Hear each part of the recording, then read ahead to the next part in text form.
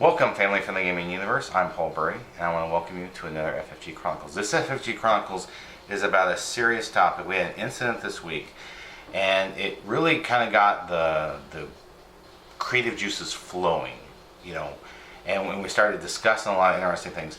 And let me preface this, let me start with, before I even get too deep into it, the majority of people that we deal with in PR and marketing are awesome. There are a few that aren't. And so this is going to be about PR bullies.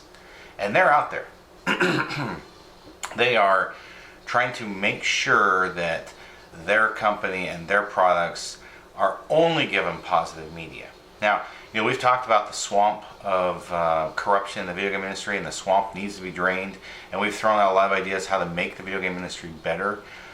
We need to stop all the collusion with the gaming media and the gaming companies.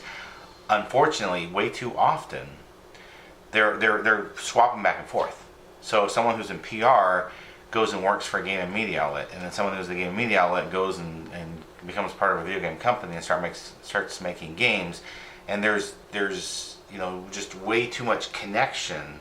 There's not the separation of powers and duties that needs to be there. The other problem we've discussed before is a lot of these companies are going out there and they're trying to get their way and higher review scores, and they make threats, and they won't give you review copies if you don't do it.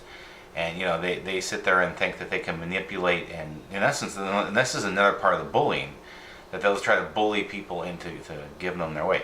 So our incident came with a preview where they had given us a preview code, and they admitted the preview code was buggy and glitchy, and we referenced one of the glitches, and they got really angry about us referencing a glitch because they wanted to redefine the glitch as something else.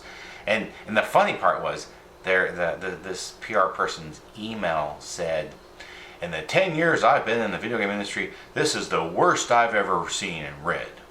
Well, guess what? Striving to be number one, baby! So, that's my first response.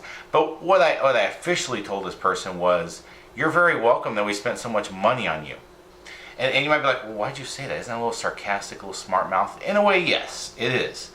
In another way, it's trying to change the perspective and point out to them that we've done a lot of work on this, and we're giving them a diverse perspective from what they have. I mean, they have this myopic viewpoint, and they just don't understand the plethora of diversity.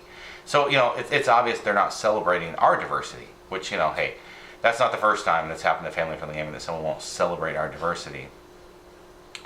And they went on to complain about how we referenced how, these preview builds, in essence, they want you to report all these different bugs to them so they can make their product better.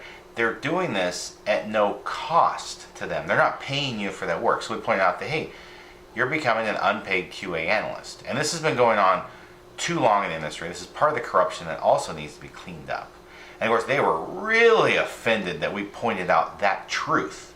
And I thought, it is possible in the 10 years that they've been in the video game industry that they've never dealt with anyone who's honest and truthful.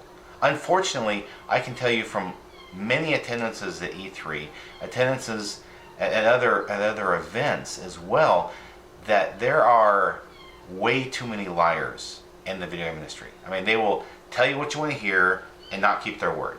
They will make all kinds of promises and not keep their promise. So unfortunately, there are a lot of people that, they seem to do the emperor's new clothes kind of mentality, unfortunately. And we're like, no, we're going to be honest and truthful. We will share our experiences. That's our reviews, our previews. They are sharing our experiences. The news stories, they share our experiences, our thoughts, our opinions.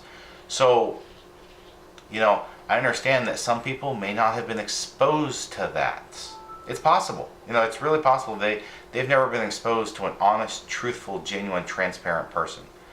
And if that's the case, then hey, hopefully they can learn and grow and develop and celebrate our diversity.